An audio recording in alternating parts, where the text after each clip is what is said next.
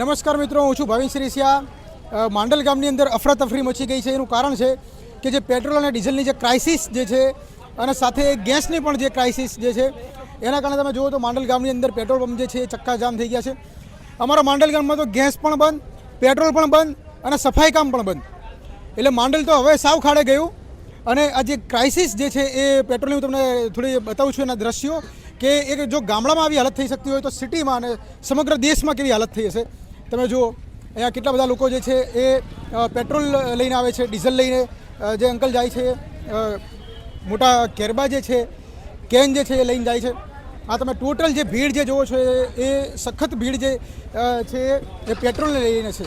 Petrol અને diesel જે છે એ મળવાનું બંધ થઈ જવાના સમાચાર મળતા જ લોકો જે છે એ દોડધામ કરી રહ્યા છે પેટ્રોલ ડીઝલ મેળવવા માટે। કારણ કે જે લોકોને જવાનું છે કામે કાજે અર્થે અથવા તો નોકરી જવાનું છે, કોઈ કામથી જવાનું છે તો એને પેટ્રોલ ડીઝલની તો જરૂર પડવાની છે।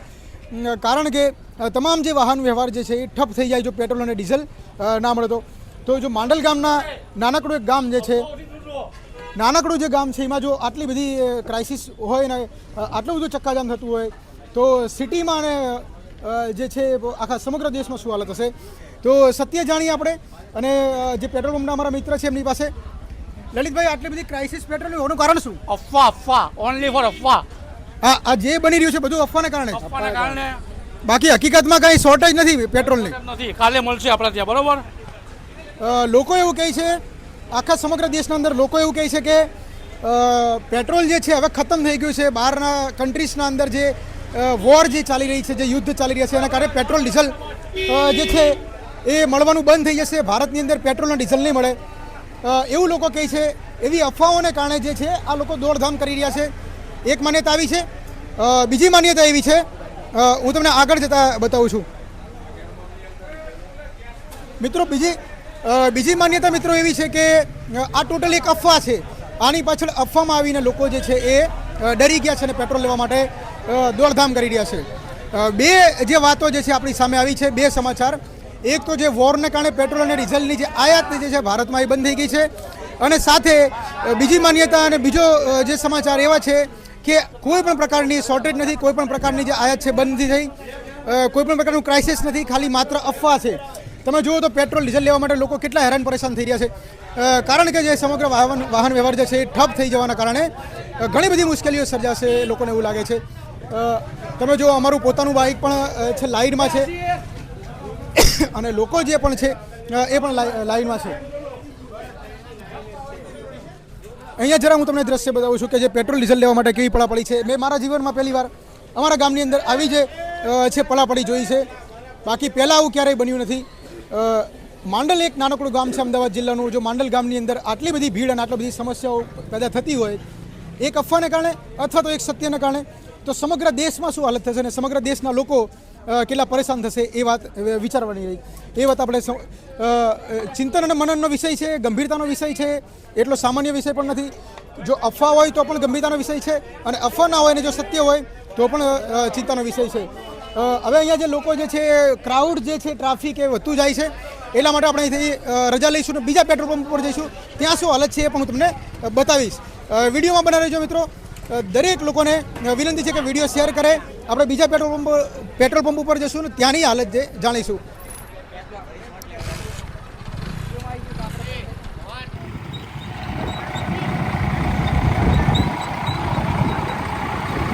નમસ્કાર મિત્રો, આપણે આવી ગયા છીએ બીજા પેટ્રોલ પંપ પર। માંડલ ગામનો જ પેટ્રોલ પંપ છે। હું તમને બતાવું છું કે અહીંયા કેટલી ટ્રાફિક જામી છે અને કેટલી લોકો પડાપડી કરી રહ્યા છે જે છે પેટ્રોલ ડીઝલ લેવા માટે।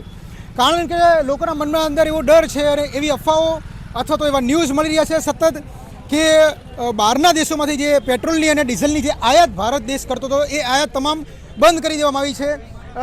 તમામ જે સ્ટોક જે છે, પુરવઠો જે છે એ બંધ કરી દેવામાં આવ્યો છે। એના કારણે જે ભારતમાં જે પેટ્રોલ મળવાનું અને ડીઝલ મળવાનું બંધ થઈ જશે તો લોકો જે છે એ ત્રાહિમામ થઈ ગયા છે, લોકો છે એક ચિંતામાં આવી ગયા છે અને સાથે પરેશાન થઈ ગયા છે। અનેકો લાઈનો આપણે જોઈ છે ભારત દેશના અંદર, પણ આ એક નવી લાઈન જોવા મળી કે જે પેટ્રોલ ડીઝલ લેવા માટે અને ગેસ લેવા માટે જે છે આપણે લાઈન જોઈએ છીએ। તમે જુઓ તો અહીંયા કેટલું ટ્રાફિક છે। એક પેટ્રોલ પંપ છે માંડલ ગામનો। માંડલ એક નાનકડું ગામ છે, આશરે એની 15 થી 20 હજારની વસ્તી છે। 15 થી 20 હજારની વસ્તીમાં જો આટલું બધું ટ્રાફિક હોઈ શકે, જ્યાં પોલીસ બંદોબસ્ત પણ મૂકવો પડ્યો પેટ્રોલ પંપ ઉપર, તો તમે વિચારો કે સમગ્ર દેશમાં શું હાલત થશે જો ખરેખર આ જો અફવા છે તો અફવાને કારણે સમગ્ર દેશમાં કેટલું મોટું નુકસાન થશે, કેટલા મોટા પ્રોબ્લેમો સર્જાશે, કેટલા અકસ્માતો સર્જાશે. પણ મિત્રો અગર જો બહારથી સપ્લાય બંધ છે અને જે ક્રાઇસિસ જે છે પેટ્રોલના ડીઝલના એ વાત જો સત્ય સાબિત થઈ તો આ તમામ જે અફવાઓમાં લોકો આવી ગયા છે એમને ખરેખર મુશ્કેલીમાં મુકાવવું પડશે, ખરેખર જે છે એ પ્રોબ્લેમમાં મુકાશે. આમ જનતા છે, આમ નાગરિક છે, ગરીબો જે છે, લાચારો પણ છે, આમાં જે લાઇનમાં ઊભા છે અને 2-3 કલાકથી જે છે પેટ્રોલ અને ડીઝલ ભરવા માટે લાઇનમાં જે ઊભા રહ્યા છે, એમના પરિવાર જે છે એ ઘરે રાહ જોઈને બેઠા છે, એમના જે બાળકો જે છે એ રાહ જોઈને બેઠા છે અને માતા કે પિતા અહીંયા ફસાઈ ગયા છે. કારણ કે અગર જે સાધન લઈને આવ્યા છે એ સાધન જો ચાલુ ના થાય પેટ્રોલ ડીઝલને કારણે તો એ ઘરે કેવી રીતે પહોંચે. 50% જે પબ્લિક જે છે એ 50% પબ્લિક એ જે છે માંડલ ગામની બહારની છે અને એ પબ્લિક અહીંયા ફસાઈ ગઈ છે. કેમ ફસાઈ ગયા છે કે પેટ્રોલ કે ડીઝલ બાઇકમાં ખતમ થઈ જવાના કારણે. મિત્રો એક અફવા ચાલી રહી છે સમગ્ર દેશની અંદર કે પેટ્રોલની ક્રાઇસિસ છે, ડીઝલ મળતું નથી, પેટ્રોલ મળતું નથી, ગેસ મળતું નથી. વિદેશમાંથી જે આયાત કરે છે ભારત દેશ એ તમામ જે છે તેલના જે સ્ટોક્સ જે છે એ બધા બંધ થઈ ગયા છે. એના કારણે હવે પેટ્રોલ ડીઝલ મળવાનું બંધ થઈ જશે. પરંતુ મિત્રો ન્યૂઝ એવા પણ આવી રહ્યા છે કે આ અફવા જે છે લોકોને ખાલી પરેશાનીમાં મૂકે છે કે હકીકતમાં મુશ્કેલીમાં મૂકશે એ જે વાત જે છે એ મુખ્ય વાત જે છે. તમે જુઓ તો કેટલી આમ જનતા જે છે પરેશાન થઈ રહી છે. આમ લોકો જે છે એ આ લાઇનના અંદર ઊભા છે. આ લોકોનો કાંઈ જ વાંક નથી, આ લોકોનો કોઈ દોષ નથી. આ લોકો માત્ર પોતાના ઘરે જવા માંગે છે, પોતાના સંતાનો, બાળકો, પરિવાર સાથે જવા માંગે છે, નથી જઈ શકતા. એનું કારણ એ છે કે એમના જે પણ વ્હીકલ છે એ વ્હીકલમાં પેટ્રોલ કે ડીઝલ જે છે ખતમ થઈ ગયું છે. અહીંયાથી લઈને જવા માટે પેટ્રોલ ડીઝલ ભરાવવું પડે એવું છે. કેટલાક લોકો એડવાન્સમાં જે છે એ 10 લીટર 20 લીટર પેટ્રોલનો સ્ટોક કરી રાખે છે કે નોકરી જવા માટે, બાળકોને સ્કૂલે મૂકવા માટે, કામે જવા માટે જે છે એ જરૂર પડશે પેટ્રોલ ડીઝલની. એટલા માટે જે અમુક લોકો જે છે એ એડવાન્સ સ્ટોક કરી રહ્યા છે અને બાકીના જે લોકો જે છે એ પોતાના ઘરે પરત ફરવા માટે આ પેટ્રોલ ડીઝલની લાઇનમાં ઊભા છે. સતત 4-4 કલાકથી 5-5 કલાકથી તમે જુઓ તો ત્યાં એટલી પડાપડી થઈ રહી છે. પેટ્રોલ ડીઝલવાળા જે ભરવાવાળા જે ટેકનિશિયન જે છે એ વ્યક્તિ પણ પરેશાન છે કે કોને સંભાળે, કોને પેટ્રોલ આપે, કોને ના આપે.